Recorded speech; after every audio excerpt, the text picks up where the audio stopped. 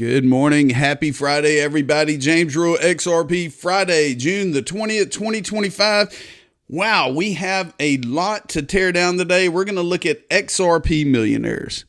How many XRP millionaires are in the world today? Well, I'm going to break it down for you. We're going to look at some exciting news in the United States, around the world, pertaining to blockchain and crypto and all of the above. I'm a crypto teacher. I'm not a financial advisor. I get the breadcrumbs out. I show you what I know, and I expect you to go out and tear it down yourself. I've been in this space for almost 8 years. I've had my social accounts for about 5 years now. My YouTube channel, my X account, all of the above. And I'm really excited to consider myself a crypto teacher. I get it out to you. I've met so many amazing people around the world, and we're going to tear it down. I'm drinking my coffee. I'm alive. I'm awake. I'm blessed. Let's go ahead and get into it.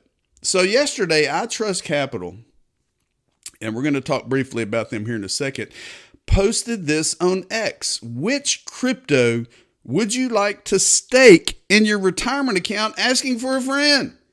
I said XRP and Flare, baby. XRP and Flare. Now think about this. You have a retirement account. You're already able to trade cryptocurrency 24/7, 365 in your retirement account. And now they are talking about staking, which is more passive. Not only the gains you make from the increase in the value of your cryptocurrency, but now staking the cryptocurrency that's in there that's going to give you more passive income. Yes, iTrustCapital is a paid sponsor. I am a client. I have an IRA with them. I have a premium custody account with them. I believe in them 100%. I have had my IRA with them since 2020. My funds are locked up safely. And I'll tell you what, it's an amazing company because they make sure that your funds and your accounts are 100% safe. Institutional custody. It's free to sign up. There's only a 1% transfer fee. Like whenever you go in and you deposit US dollars in your premium custody account, you can buy whatever cryptocurrency or precious metals on the platform. When it makes you a ton of money and you're ready to convert it back to USD, it's only 1%, people. Look at this. Institutional custody. Your assets are secure. iTrustCapital never takes custody of your assets. They don't borrow or lend against clients like banks do. The security is, the storage is secure. They have regulated custodians, Fidelity Digital Assets, Wells Fargo, Fireblocks, and Coinbase Prime. Sign up in the link below, right below in this video. Set up an IRA. You can transfer a 401k, a previous IRA, set it up, transfer it over, get you a premium custody account. It's free to sign up, and tell them James Rule, XRP sent you by, baby. Let's look at the numbers. Today is Friday. The total market cap is up 2.59%. $3.530 trillion. All the cryptocurrency in the world combined comes up to $3.5 trillion, people. Bitcoin is $106,000. Ethereum is $2,552 per token. XRP is $2.17. We have maintained that $2 status all year, people. And it's only going to get better. As we look at the news, as I present to you news and, things that I find out there, it is so exciting because we know all of this. We're the 1%ers. 99% of the world doesn't even know what we're talking about. Let's go ahead and get into it. Now, XRP millionaires, people. According to Rich List info, there are currently 5,214 XRP wallets with 460,829 XRP or more. What does that equivalent to? 460,829 times the $2.17 XRP equals $1 million, people. Right here it says, if you have this many, you're ranked 5214 out of 6.5 million XRP wallets. There are 5,213 wallets with more XRP and 6,577,908 with less XRP. This is in the top 0.079% of accounts And I'll show you the webpage here in a second, but I want to note that some of the large XRP wallets listed above are centralized exchange XRP wallets with hundreds, if not thousands, of buyers attached to the same wallet. When you send XRP from a private wallet to a centralized exchange, it requires the primary XRP wallet address plus a memo. An example is 23456789, 8 digits. The memo is your hotel room in the hotel.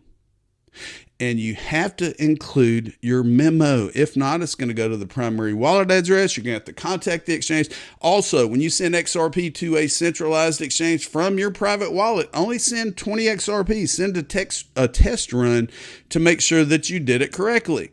Now, when sending XRP to a self-custody or a private wallet, it only requires the wallet address. No memo required. You own the wallet address. So do your research. If you have any questions, hit me up on X. Send me a message. I'll be glad to break it down for you and show you what it's all about. People, get excited. Rich-list.info. This is the webpage. There are currently 6.5 million XRP wallets.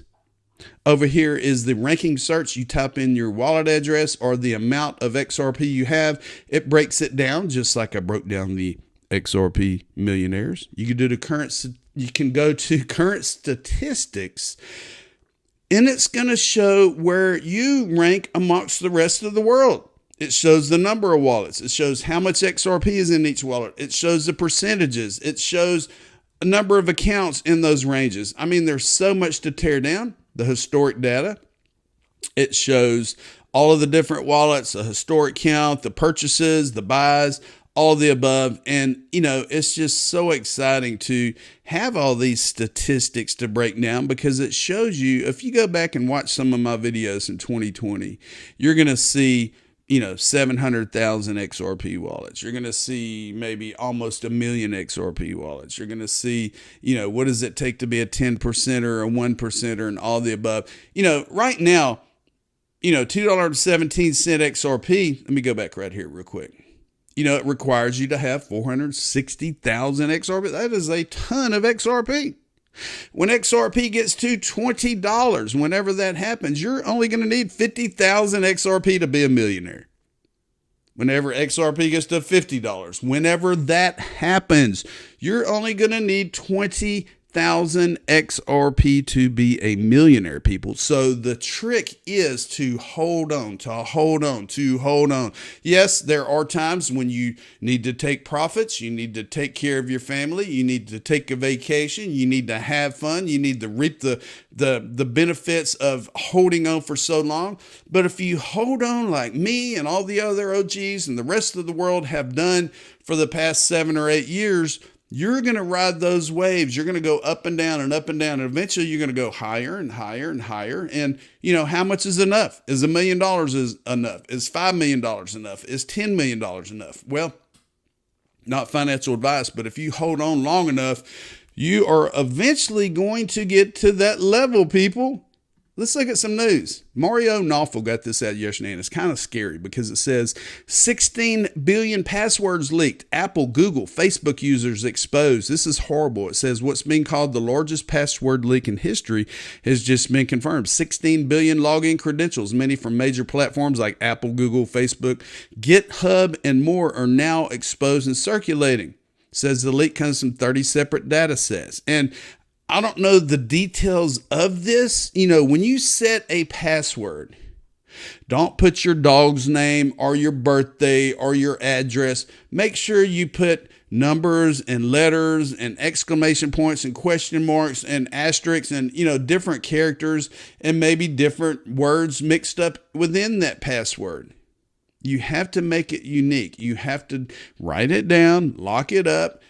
You don't want anybody seeing your information, knowing your information. The same goes to as when you set up your private cryptocurrency wallets. You're going to write down a series of seed recovery phrases, and those are going to be 12 or 24 words. These are the keys to your castle. Lock them up. Don't take a picture of them. Don't upload them to the cloud. Be safe, people. The National Cryptocurrency Association, Stuart Alderodi with Ripple, is the president of the National Cryptocurrency Association. It says June is Internet Safety Month, a great time to review your crypto security hygiene, starting with understanding wallet options, hot or cold, custodial or non-custodial. Hot wallets is like connecting your wallet to the internet. Cold wallets is like storing your crypto in a safe, much more secure but less convenient. Custodial is allowing someone else to hold your crypto. And non-custodial is you control everything yourself. More responsibility, but complete control. Like I said, more responsibility. You have to know the passwords. You have to know how to use these devices. You have to know how to send cryptocurrency to and from an exchange in your own private wallets. And custodial, like iTrustCapital, keeps it locked up for you. They keep it safe for you, people. There's several different options out there. Mario Lawful got this out again. Lawful. X isn't just social media. It will soon be your bank, your broker, and your wallet. X CEO Linda Aya X says users will soon be able to trade stocks, make investments, send tips, split bills, and yes, maybe even buy merch, all without ever leaving the app. This is what they're calling X Money. Now, is X Money going to incorporate cryptocurrency? Is X Money going to use the XRP ledger? Is X Money going to allow you to buy and sell crypto? A peer-to-peer payment system with Visa on board, plus plans for a debit or credit card by the end of the year. X Payments. What all is going to be incorporated in X Payments? You know, here a few years ago, we had the XRP tip bot. That means that you could tip individuals on X by leaving a small code at the bottom. You sign up with XRP tip bots. You could leave somebody 0.01 XRP or 1 XRP or 5 XRP or whatever.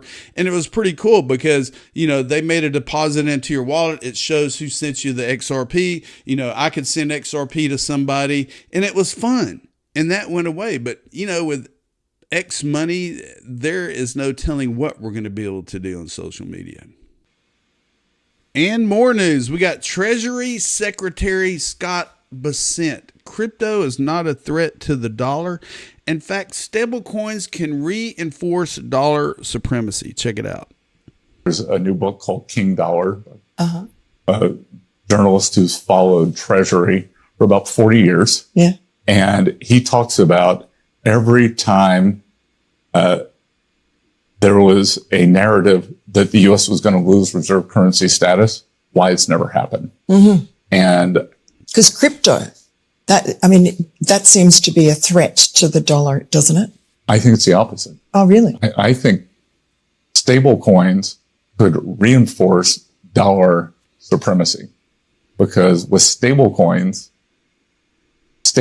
could end up being one of the largest buyers of U.S. treasuries or T-bills. Mm-hmm. So all of a sudden, if you are using a stable coin in Nigeria that's backed by the U.S. dollar, you don't actually have to have dollars. It's on your phone. You can transact. So I think there's a very good chance that crypto is actually one of the things that locks in dollar supremacy. And is that why it was crucial that Donald Trump get involved in crypto rather than trying to constrain it like Joe Biden was? I think constrain's too mild a word. I think make it extinct. Oh. So this administration's commitment to digital assets, it's innovation, because there's so many other things that happen around digital assets. And also, it's one of those things that it's one of the most important phenomena that's happening in the world, and the U.S. just ignored it. There we go. Stablecoins, you know, backed by U.S. treasuries, by the U.S. dollar. The U.S. government is looking for these stablecoin issuers that are 100% legit, that are showing their books, that are releasing their monthly balance sheets. It's happening, people. And this is the Treasury Secretary, Scott Bessent. He knows, we know, the U.S. government now knows. The old administration is hiding in a corner somewhere going, crap, you know, if we just would have done the right thing, you know, things would have been great. But anyway, Check it out. Jamie Nix at Jamie Nix. The TD Bank and Toronto Stock Exchange has made a massive step into the age of digital assets and quantum finance. XRP is now live with multiple ETFs on the TSX, and this is just the beginning of something huge. Over the past decade, XRP has demonstrated significant growth potential, and this groundbreaking strategy offers Canadian and qualified global investors a transparent, low-cost, and tax-efficient way to securely access the opportunity. XRP is the native digital asset of the XRP Ledger, an open-source blockchain designed for high-speed, low-cost payments across borders. Here is the list of the ETFs that have gone live. Volatility Shares, Purpose XRP, Evolve XRP, you got XRPQ, 3IQ, XRPP, Volatility. I mean, there's so many amazing things happening. And when the U.S. government, the SEC in the United States gives the green light to the XRP, Solana, ADA, ETFs, all the above, man, you're going to see so many people knocking on your door, calling your phone, tell me where to get this XRP. I remember you told me about it years ago, and it's finally showing up and on the stock exchange, on mainstream media, where do I go to get it? And they're all going to come around, and I'm going to say, I told you so. Check it out. Crypto Man. Today's orders of Ripple and XRP Socks are going out. I'm going to be selling these out soon, and once they're gone, they're gone. And, if I'm not mistaken, I want to say Brad Garlinghouse, CEO at Ripple, was wearing a pair of these XRP socks at one of the conferences. And I said, eyeballs. And he said, James wants some, LOL. And I said, yep, bring it on. Send me a pair. I want some of those XRP socks. So check him out at crypto, TOE_man on X. Buy them out while you can get them.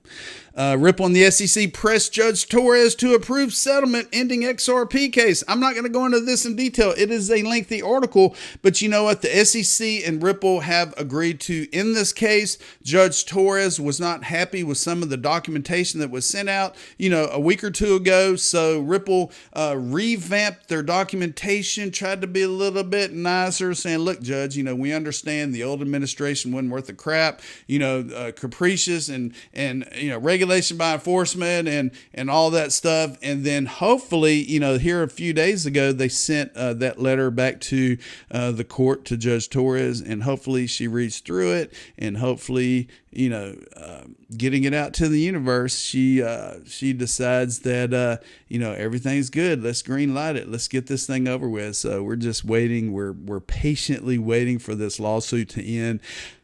It all started back in December of 2020 when the older administration, Jay Clayton, Bill Hinman, ETHgate, they sued Ripple, they sued the XRP army, then they left office and they went to work for some blockchain companies that were pro-Bitcoin and Ethereum, but we're not going to go into that now because the weekend is right around the corner, and I'm fixing to go to a 40-year class reunion party tomorrow night in my area. 40 years, people. I'm 58 years old. I'm still a kid at heart. I still keep my mind busy. I still jump in those rabbit holes, and hopefully you can understand the news that I'm presenting to you. Be sure to subscribe to the James Rule Crypto Show. Have a great weekend, and don't you ever forget, I told you so.